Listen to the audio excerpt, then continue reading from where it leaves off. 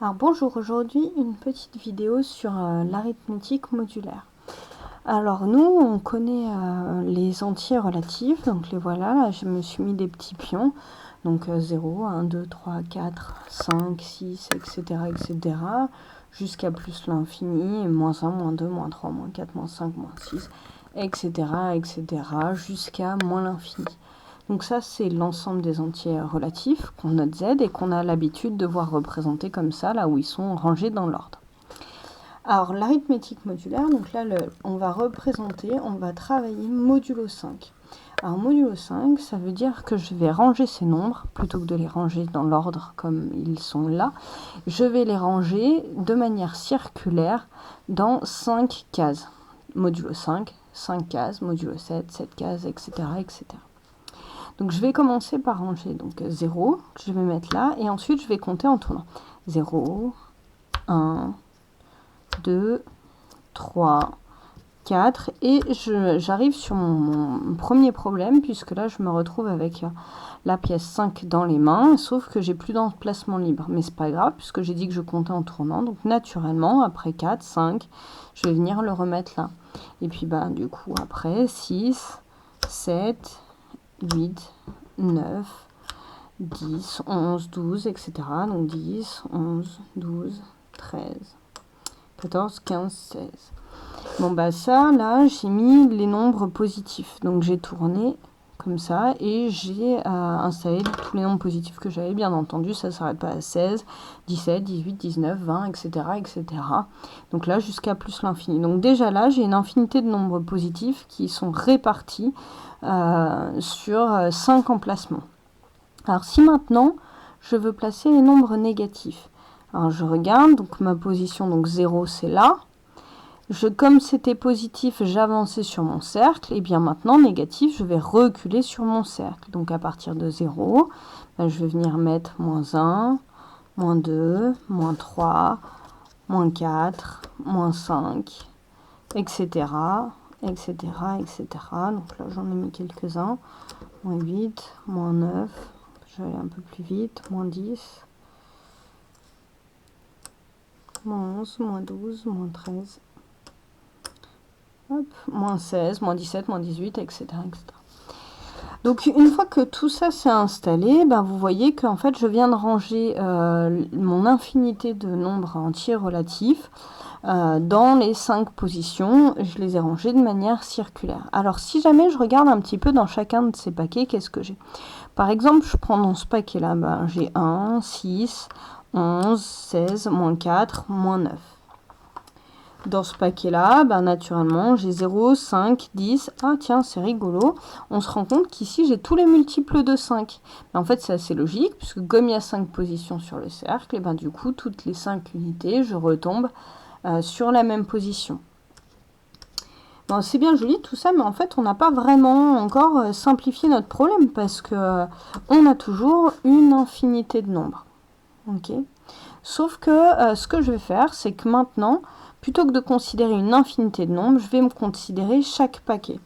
Alors par exemple, donc dans ce premier paquet, je peux dire que j'ai donc 1, 6, 16, 11, moins 4, moins 9, moins 14. Ce que je vais dire, c'est que par exemple 6 et moins 14, pour moi, modulo 5, ça va valoir la même chose. C'est-à-dire qu'à partir de maintenant, tous ces nombres-là, pour moi, ce sera la même chose. Donc du coup, en fait, je vais réduire mon problème d'avoir une infinité de nombres de moins l'infini à plus l'infini à avoir en fait des nombres répartis dans 5 positions où chacun des paquets va être considéré comme tous des nombres qui ont les mêmes caractéristiques. C'est-à-dire que pour moi, modulo 5, travailler avec 11 ou avec 1, c'est la même chose. Alors comment ça s'écrit?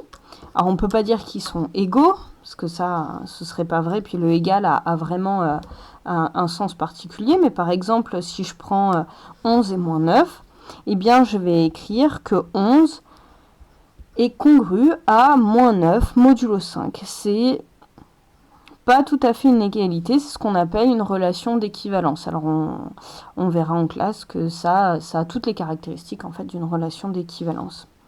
Alors l'autre chose que je pourrais remarquer aussi, c'est comment est-ce que je caractérise tous ces nombres-là. Bon, j'ai vu que dans ce paquet-là, c'est assez facile, puisque dans ce paquet-là, j'ai tous les multiples de 5. Bien, dans ce paquet-là, j'ai tous les multiples de 5 auxquels j'ai rajouté 1. Puisque quand j'avais 0, j'ai mis 1 là. Quand j'ai eu 5 ici, bah, j'avais mis 6 là, etc., etc. Et donc, ainsi de suite, en fait, chacun des paquets peut être caractérisé de cette façon-là. Donc ici, j'ai 5K plus 2, ici 5K plus 3, et ici 5K plus 4. Alors, on a pas mal avancé déjà. Donc, si je prends un de ces paquets ici, il contient une infinité de nombres. Cette infinité de nombres, ben, c'est tous les nombres qu'il y a dans ce paquet-là s'écrivent 5K plus 1.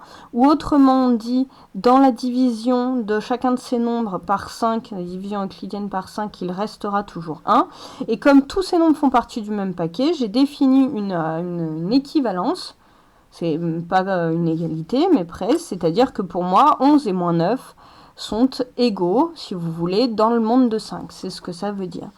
Ce qui me permet, par exemple, si jamais je veux résoudre x est congru, par exemple, à 6 modulo 5, bien, je cherche dans tous mes paquets à quel endroit j'ai 6. Ben voilà, il est ici.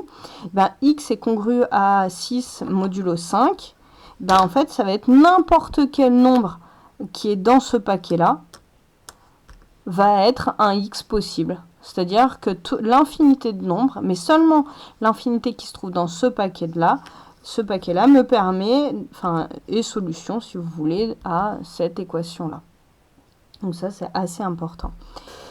Une dernière chose, pour finir cette vidéo, c'est que du coup, vous voyez que c'est quand même pas bien pratique. Et comme je disais tout à l'heure, on n'a pas trop réduit notre problème dans la mesure où on a toujours une infinité de nombres. Ce qu'on va faire, c'est que dans chacun de ces paquets, on va faire un genre d'élection du meilleur représentant de tous les nombres qui sont dedans.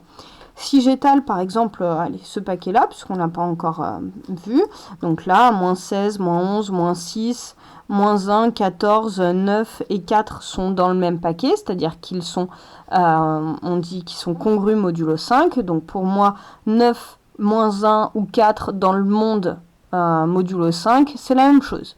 D'accord ? Moins 16 et 14, c'est la même chose dans le monde modulo 5. D'accord ?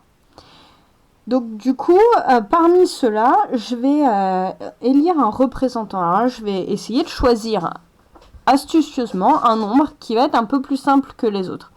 Alors je vois bien qu'il y a deux choix à privilégier. Il y a celui-ci et celui-ci. Alors le plus simple, si jamais je regarde, c'est quand même de prendre 4, puisqu'en fait, c'est le reste dans la division euclidienne par 5 de tous ces nombres-là. Et maintenant, je vais ranger tous les autres derrière leur... un petit peu comme si c'était leur délégué. Et donc, je vais dire que tous ces nombres-là, ils appartiennent à la classe de 4, modulo 5. Et donc, je peux faire ça dans chaque paquet. Donc, évidemment, ici, le nombre le plus simple, c'est 0. Donc, je vais ranger tous ces nombres, voilà, derrière 0. Là, dans celui-ci, j'ai déjà regardé, c'est 1 qui va être le nombre le plus simple. Et en fait, de la même façon, ici, je vais avoir la classe de 2 et ici, je vais avoir la classe de 3. Donc ça, en fait, ça s'écrit. L'ensemble des entiers naturels, quand je les range en 5 cases, eh bien, en fait, il me reste 5 paquets que je peux noter la classe de 0, c'est-à-dire tous ceux qui sont congrus à 0 modulo 5. Donc tous les nombres qui sont dans ce tas-là, c'est-à-dire tous les nombres qui, pour moi, valent la même chose modulo 5, donc qui peuvent s'écrire 5K. La classe de 1, donc tous les nombres qui sont là, qui peuvent s'écrire 5K plus 1, d'accord, et qui sont congrus les uns aux autres modulo 5. Donc pour moi, c'est la même chose de prendre 1, de prendre moins 9, de prendre 11, de prendre 16, etc. J'ai la classe de 2, la classe de 3 et la classe de 4.